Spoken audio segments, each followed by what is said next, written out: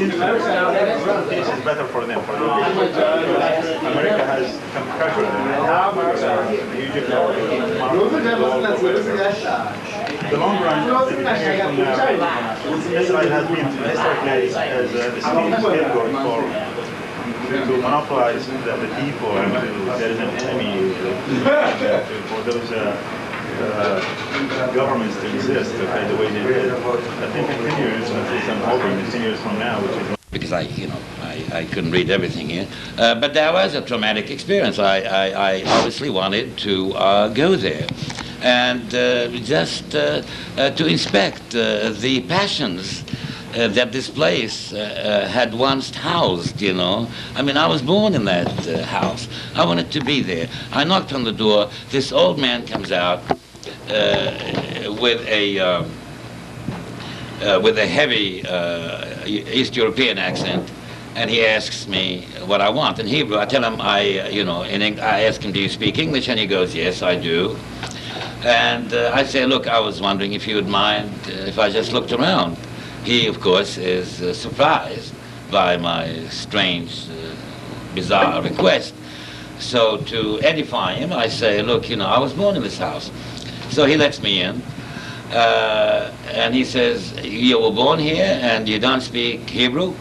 I said, look, you know, I'm an Arab, I'm not a Jew.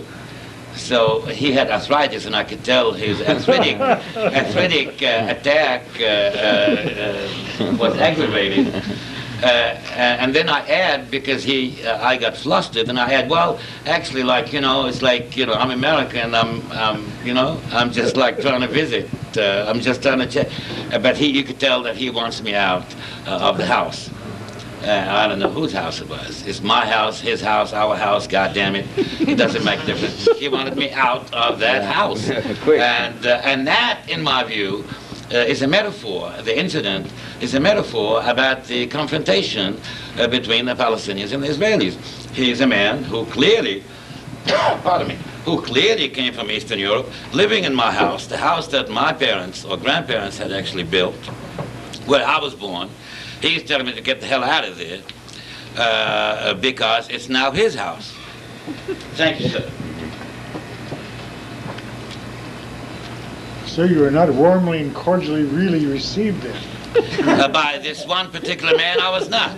Because you see, what I did by knocking on his door and confronting him with my reality was to assault every conceivable political value that he had believed in as an Israeli or as a Zionist. Nevertheless, until he established that you could not speak Hebrew, he didn't know who you were. That's he true. He looked on your face, and you were just another person. Yeah. Perhaps someone just born in that house. But the very moment I identified myself as a Palestinian, my identity itself became an assault on his very senses. On his political system. Did they know who you were when you went? I mean, you went by in the airport, Led Matar Airport. Well, obviously, when I went. American citizen, how did they? You know, did you have any difficulties getting in? Or well, anybody they knew who you were? searched my earlobes. Sure. But they had. So you're hearing much better. As an American citizen, you didn't get any different well, treatment. I mean, obviously, they had to let me in because I'm an American. Mm-hmm. You see. But your name was you know, I look as American as napalm. You know what I mean? What do they say? As American as apple pie. I say as American as napalm. You know? No, but clearly when I went through immigration, they knew that I was a Palestinian, though I was a naturalized American. And anyone had the knowledge that you were a writer, who you are, you were Fawaz Turki? No, they didn't know who I was then. I was just a nameless, faceless American, Palestinian American, visiting Israel. That's what you think. Excuse me? That's what you think, probably. Well, where did you go? Where did you go into Israel? You didn't cross the Jordan. You didn't go first into. No, I just traveled all over Palestine, including Israel, West Bank, Gaza. And you landed in Tel Aviv, right here. I landed in Tel Aviv. Yes, yes. Habib, I'm sorry, I didn't get your question. I said that's what you probably think, that you were passing there as an incognito, but probably ears and eyes were on. Yeah, you. Big Brother I have was no watching. doubt that they punched, their computer, and my name came up. This is a Palestinian well-known figure in the States, and he's anti-Israeli, and he's on a lecture circuit. Buy his book. Excuse me, and he wants you to buy it. Yes, And he it's wants selling it. well in Israel. But you, What's selling well? That's a good question. Did It you is take selling, your books? this is ironic. It is Did you selling take in your Israel. books with you? Any of your books, or you went there? You No, had this book already had a not type come book. out yet. In fact, Okay, I but went... you had already 2 books prior. Yeah, I didn't take any books with me. I mean, Oh, my okay. old books, I mean, Let no. me ask you, in your first reading, you referred to these people. I believe you were in Haifa then. Yeah, Israelis, yeah. And I understand the frustration about all of the confusion that's going on that is not allowing the building of Palestine. But who are these people? Are these people inclusive of Palestinians and Israelis, or who are these? I mean, When I said these people in Haifa is now almost an exclusively Jewish city. So when I said these people, I meant Israelis. Okay. So I was essentially talking. If you had read this chapter from the outset, you would know that I'm actually referring to exclusively Israelis, not other people, just Israelis. Can you tell us a little bit about your experience when you went to, I think it was Jericho, when you were staying at an apartment, a friend's apartment, and your friend was caught in a curfew somewhere else in a different city, and he couldn't come to see you for 3 days? That's true. And you went through a lot of turmoil then because you didn't know. Yes, what I was mean, it? I had never been subjected to something called curfew. Actually, we had in Washington, D.C. Mayor Kelly subjected us. Were you here in '68 when they had the No, not 68, but I was here for the Kelly thing. Adams Morgan? on the streets. Adams We had a Morgan, but one-day curfew. We never took that seriously. In fact, we thought it was a party because me and a whole bunch of my friends got a case of beer or something, and we holed up all night and we talked and drank, and we never took it seriously. But when you say curfew right. in Palestine, You get you're off the talking streets, about a the foreign roads, absolutely. military occupation, soldiers with Uzis and guns and canisters and bombs and personnel carriers and stuff like that. here And in it's 68 scary. When King was killed. Is that right, They 68? brought the troops in. I read They brought about the it. National Guard in. Indeed, And I they read were about backing it. people up with their bayonets and Indeed. curfew. I've seen pictures of that. I've seen documentaries about it. Yes, indeed. Yeah. in the West Bank and Gaza, and possibly in Israel, I don't know about Israel, this is a daily occurrence. Daily. By Yes, sir. sundown, you're off the road, you're off the street, you're squirreled away in your house, or your life is in danger, seriously. That is Legally true. so. And if you are caught either by the by soldiers or by the brutal border police after hours, man, nobody's going to hear from you or about you That's right. for a long time. Is that right? Yeah, it's it happens all the time. It happens without warning. Israelis will say they will be marching, they'll be driving down the streets with their bullhorns. All right, curfew is on tonight at 6 o'clock, and people are scurrying around like rats. Excuse me.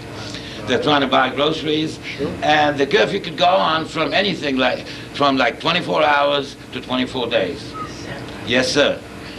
But it's great. Curfews have become, ironically enough, curfews have become a kind of time for bonding. People living in, let's say, a high-rise apartment, and we're talking about, let's say, 50 families or something, and the doors are open, all the doors are open, people are wandering in and out, sharing food, and they come in and see you. Hi, Abu Ali, do you have enough bread? Oh, no, I'm short of bread here, but I need some onions. You know what I'm saying? People are bonding big time, sharing, talking, and dig this, man. They are dancing and they are singing. Yes, and I was in that curfew for 3 days in Ramallah that Habib was talking about, man. And I thought it was like the most beautiful 3 days that I spent anywhere, People were dancing all the time. moving in and out of people's like different apartments, kids. You know what I'm saying? When I'm talking about dancing like the folk circle dancing. You know, the dabki. Okay. And so it's like, in other words, they are saying to the Israelis outside, the oppressors, go fuck yourself. You know what I'm saying? We don't care. I mean, literally, this is, in effect, what, you'd edit this out, won't you? What this, in effect, is what the Palestinians under curfew are saying: we will not be cowed. I mean, the fact that these people have retained their sanity after a quarter century of occupation must attest to the resilience, or some kind of resilience, that this society has. And the fact that these people, after like 20 years of occupation, still came back with an uprising, intifada, a word that has become naturalized by the entire planet, attests to the fact that these people will not be cowed. And I don't think they are going to be cowed by Yasser Arafat either, who is now serving the interests of the Israeli occupation. See, what I'm suggesting to you, the reason that a great many of us, Palestinian Democrats, writers, poets, activists, dismiss this so-called peace agreement is because we think it's a trick. But it's more than a trick. It's more sinister than just a trick. What this agreement is, this harks back to the process of decolonization in the 40s and 50s, when the British and the French were granting. Do you remember the term they used to use? We are granting the Algerians independence, you know? The process of decolonization essentially is the British would move out of India or move out of Nigeria or whatever, and say, well, we are granting independence to the Nigerian people. But in this egregious, sinister process, they leave behind a leadership elite that is subservient to them and is guaranteed to serve their interests forevermore. In other words, this leadership elite will be in power to continue the process of colonization, except in this case the colonizers are not physically in the country. In other words, the colonizers, in this case the British, will continue to exploit the labor and the resources of Nigeria without them actually being there to do it themselves. So this is what's been happening in this is the history of the second half of the 20th century, my friends. This is named the struggle of indigenous people, the struggle of oppressed peoples who had been formerly colonized, struggling against indigenous elites who are serving the interests of the former colonizers. And this is what Yasser Arafat and the PLO, that has been totally corrupted and totally bought by the Israelis and Washington. Sold out indeed. Thank you. That sums it up for me. Well, you take Hamas, who was started by the Israelis themselves, and now Hamas has turned on their initial benefactors. Let me correct you, Charles. Hamas was not started by the Israelis. Hamas was started independently. Let me continue. Hamas was started independently of the Israelis, but the Israelis actually turned a kind of blind eye to the existence of Hamas, because they thought, I'm talking about the 80s, middle 80s, right. Okay? Because they thought that the existence of Hamas would act to block or to impede or to confuse the work of the PLO.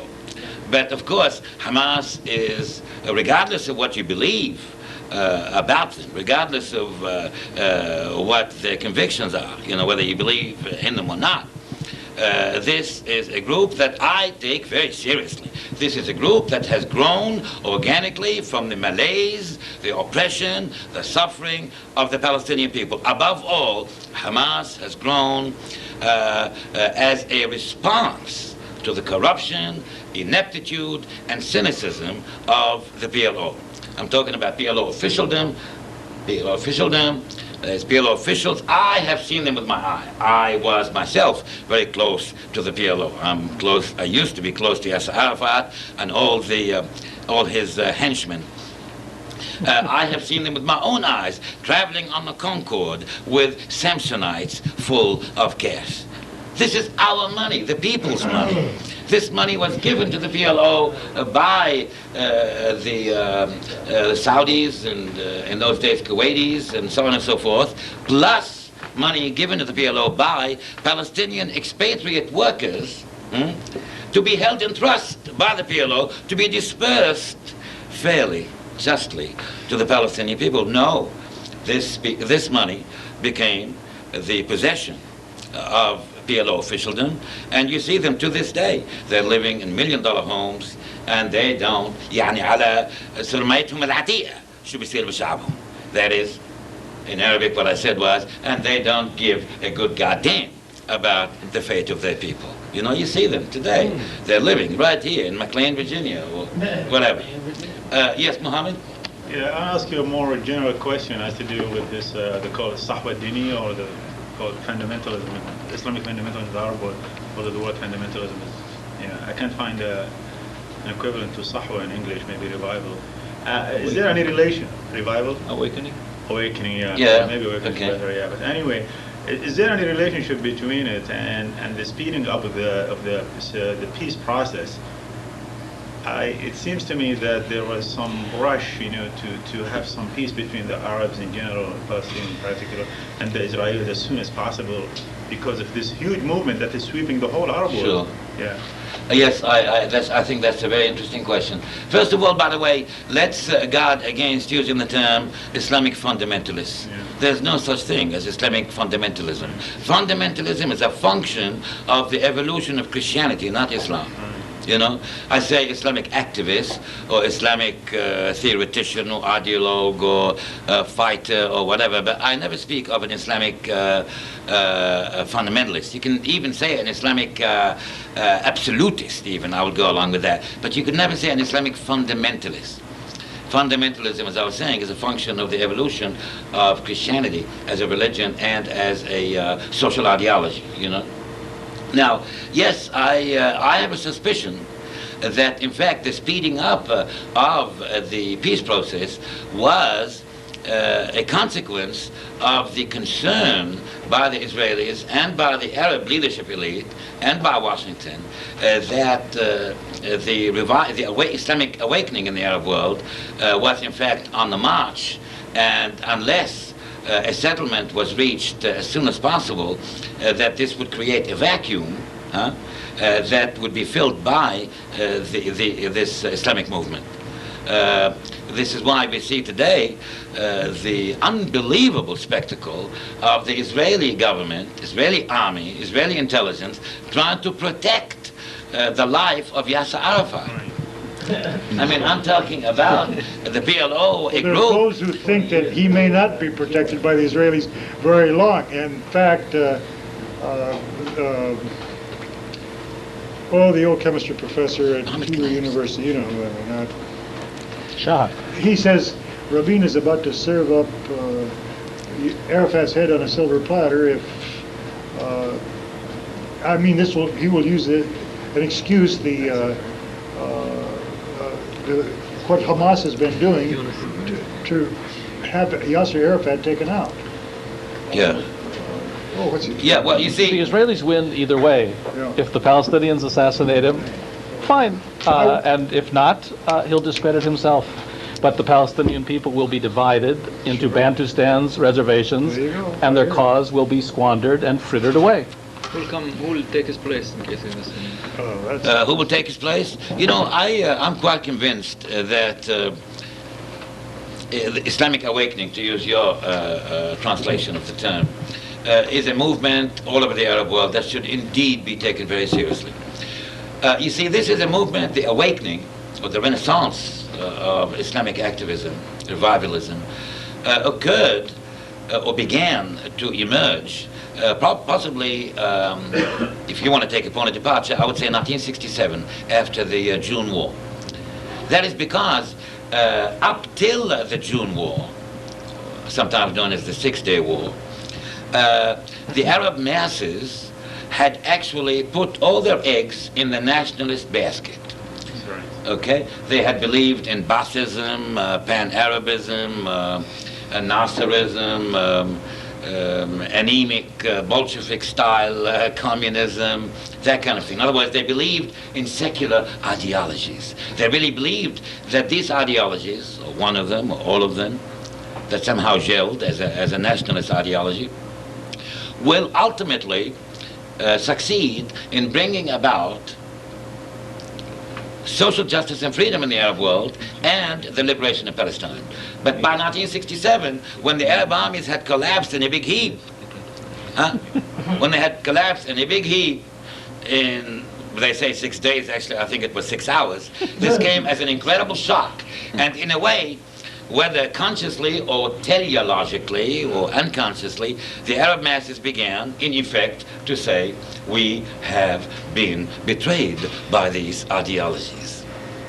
And they began, unconsciously, if you wish, and that's how it often happens, a kind of movement toward the one social ideology that the Arab masses, strangely enough, had not embraced for a long, long time. The one ideology that grew out of the very bosom of their history, which was Islam. You know? And I see Islam as the wave of the future. Islam, not necessarily as a ritual religion, but indeed Islam as a social ideology, you know what I'm saying, that will keep in mind, by the way, I'm interrupting myself here and digressing a little bit. Keep in mind that Islam, like any social ideology, like Christianity or whatever, is responsive to authoritarianism or responsive to democracy. It depends on how you interpret Islam. Some Muslims are reactionary, and they would interpret Islam in a reactionary manner. When we speak of the Islamic awakening or revival in the Arab world, we have to keep in mind that there are many Islamic movements in the Arab world. Some of which are indeed liberal. I'm not using the word liberal in a sort of John Lockean sense here, but liberal in the sense of not being reactionary. And others are sort of concerned with petty Mickey Mouse things like should women be allowed to have their hair cut in a hair salon by a man, you know, or something like that, you know. So, but come what may, I am convinced that in this vacuum that occurs in the Arab world, in the absence of social justice and freedom and democracy and a voice for the masses, I think this movement will in fact take place, and it will come back. It will come back and do exactly what the Iranians did. It'll become very anti-American, very anti-imperialist, you know? Because to go back to what you said earlier, before the reading started, Washington has historically acquired friends in the third world. And who are these friends? These friends essentially were the indigenous elite that served the interests of American imperialism in that part of the world. And so when they thought of Iran, what is Iran? Iran was what the Shah thought. What is Nicaragua? What Somoza thought. What is Egypt? What Sadat thought. And there came a time when the masses, as often happens, as always happens, swept away these flunkies, you know, and threw them down the dustbin of history. Because I happen to believe that in the end, in the historical process, in human existence, human beings do make a difference. Human beings do make a difference. Human beings do make history. You know, it is not, this is not a one-man show. You know, what is happening all over the Arab world, in Africa, including North Africa, in the Middle East, in Southeast Asia, in the Indian subcontinent, and in South America, what is happening is an attempt by the peoples of these so-called underdeveloped countries to get rid of indigenous overlords that were left behind by, or that were propped up by, imperialists or former colonial overlords. This is the most salient struggle. If you want to sum it up in a few words, this is really what has characterized the struggle of peoples in the third world this entire century. the ironic part of it all is that there has not been a single national struggle in the first and the second half of the 20th century by oppressed peoples that had not been accompanied by violence. Vietnamese fought against the French and the Americans because the French and the Americans wanted to put puppets in Saigon. And the people in Central and South America are fighting against totalitarian regimes and dictators, and they are dying for their cause because they are trying to get rid of these puppets that Washington, or in those days London and Paris, propped up. This is essentially what it's all about. And so long as Washington continues to define the political ethos of a society through the court,